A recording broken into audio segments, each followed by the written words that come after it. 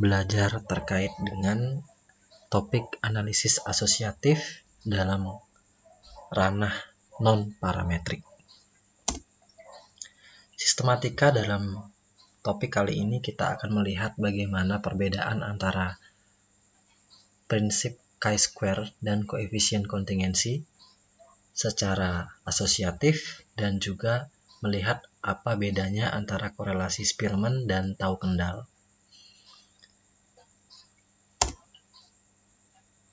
Kalau kita melihat bagaimana hubungan antara chi-square dan koefisien kontingensi, mereka berdua sama-sama menggunakan basis tabel kontingensi. Jadi, kalau kita punya data dengan melihat dua variabel yang masing-masing memiliki kategori dalam matriks atau dalam komponen B kali K, maka kedua alat uji ini bisa digunakan. Sedangkan korelasi Spearman atau tau kendal ini perbedaannya lebih pada besar kecilnya nilai yang dihasilkan oleh kedua alat uji ini dan sensitivitas pada ukuran sampel, ya. Kalau kendal tahu, maka nilainya lebih akurat pada ukuran sampel yang lebih kecil dibandingkan dengan Spearman rho, ya. Nah, namun walaupun distribusi tahu kendal memiliki sifat statistik yang lebih baik dan interpretasi tahu kendal dalam hal probabilitas sangat mengena, namun sebagian besar atau jamak digunakan adalah koefisien korelasi peringkat Spearman. Hal ini kemungkinan karena nilai dari Spearman rho yang memang memiliki nilai jauh lebih besar dari kendal tahu. Sedangkan di kendal tahu, walaupun nilai P-nya lebih akurat, tetapi perhitungannya didasarkan pada pasangan yang bersesuaian atau tidak. Nah, kalau kita kembali pada nilai analisis chi-square, chi-square dimasukkan untuk memeriksa homogenitas atau keserupaan dari populasi asal kedua sampel itu diambil.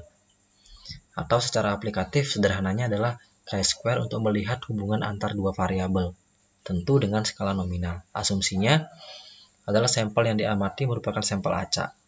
Kedua sampel saling bebas dan masing-masing subjek dapat diklasifikasikan ke dalam salah satu dari dua karakteristik dan tidak tumpang tindih atau mutually exclusive. Fungsi chi-square sebenarnya ada tiga.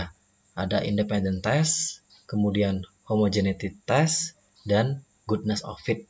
Nah, dari ketiganya ini mungkin yang paling banyak dilakukan adalah test of independence dan goodness of fit. Struktur data yang menjadi dasar dari perhitungan chi-square seperti ini struktur data yang minimal. Jadi ada variabel 1, kemudian ada variabel 2, dalam konteks di sini adalah sampel misalkan, boleh saja.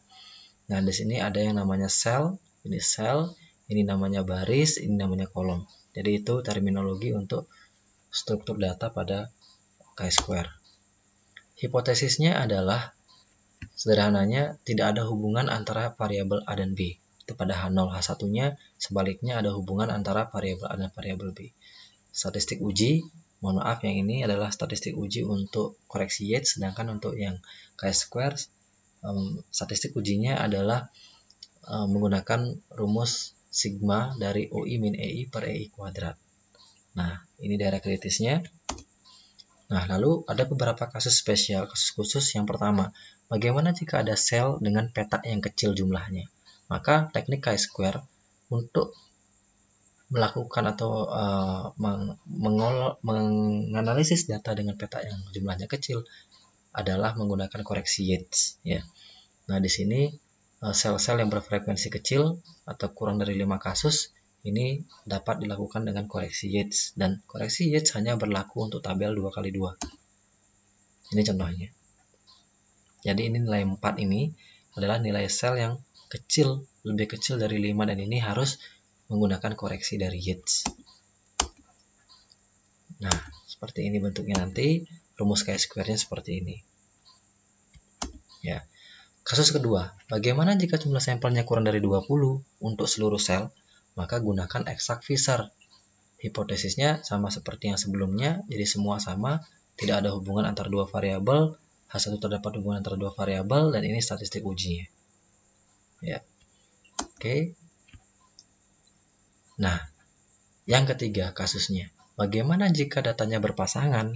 Nah, ini atau tidy, ini gunakan McNemar, ya, mirip dengan uji priority test. Jadi misalkan ada kita ingin melihat pretest, posttest, sebelum, setelah, tetapi data pada kolom sebelum dan pada kolom setelah itu adalah data yang sifatnya binari atau dikotomus 0-1, benar salah, seperti itu misalkan. Nah, ini menggunakan McNemar test. Nah, kasus keempat, bagaimana jika DF-nya lebih dari 1? Nah, ini kita dapat melakukan penggabungan sel. Contoh seperti ini, ya. Ini nilai atau ini tabel kontingensi di mana baris dan kolomnya lebih dari 2. Nah, ini kalau seperti ini dengan catatan bahwa ini uji chi-square tidak dapat digunakan jika lebih dari sama dengan 20% sel memiliki frekuensi yang diharapkan kurang dari 5. Ya. Jadi nilai frekuensi harapannya atau EI-nya ini kurang dari 5. Nah, atau ada sel yang memiliki nilai frekuensi yang diharapkan kurang dari 1 atau EI-nya kurang dari 1. Nah, seperti ini. Nah, ini nilai-nilai yang dimana nilainya kurang dari 5, ya, ekspektasinya atau harapannya. Nah, menurut Siegel, agar kita dapat menguji dengan chi-square, maka dilakukan penggabungan kategori-kategori yang berdekatan sesuai dengan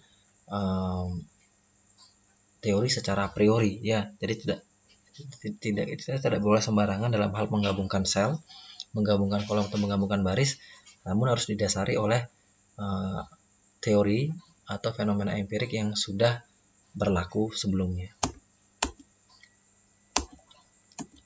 Nah, jadi ini, yang tadi contohnya SD, SMP, SMA kita gabungkan menjadi kategori rendah, kemudian sedang dan tinggi, ya, sehingga diperoleh nilai dalam sel yang lebih dari 5 dan lebih dari 1, ya. Oke, summary chi-square. Nah, ini untuk tabel kontingensi 2x2 yang memiliki sel nilai frekuensinya kurang dari 5, maka pakai koreksi Yates, ya. Jika DF lebih dari 1, maka dapat dipakai dengan syarat memenuhi ketentuan sebagaimana dipersyaratkan oleh Siegel, ya. Jadi ini Siegel adalah penulis untuk non-parametric for social behavior, ya. Bila mana besarnya ini, maka gunakan uji Fisher. Kalau ini untuk bila mana besarnya n kurang dari 20, maka gunakan uji Fisher untuk seluruh kasus. Kita beranjak pada korelasi, ya.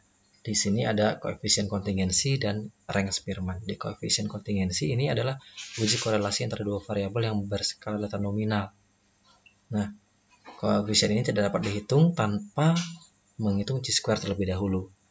Biasanya digunakan untuk melihat besarnya hubungan. Ini hipotesisnya, ini statistik ujinya, ini kriteria uji. Nah, kemudian kita masuk ke korelasi tahu kendal. Di sini asumsinya adalah data yang tersedia merupakan sebuah sampel acak yang terdiri atas n pasangan hasil pengamatan. Masing-masing pasangan hasil pengamatan diperoleh dari 2 pengukuran terhadap amatan yang sama dan data minimal berskala ordinal. Ini hipotesisnya, ini statistik ujinya. Dan pada korelasi rank Spearman, ini hampir sama dengan tahu kendal. Telah kita bahas pada halaman awal, pada pembahasan di awal. Jadi hampir mirip dengan tahu kendal. Jadi seperti ini statistik ujinya. Nah, ini hipotesisnya dan ini kriteria ujinya. Jadi hampir sesuai. Nah, jadi sekian untuk materi ukuran asosiatif pada ranah non-parametrik. Saatnya kita mencoba dengan menggunakan software untuk mengetahui kasus-kasus dan bagaimana cara pemecahannya. Terima kasih, selamat mencoba.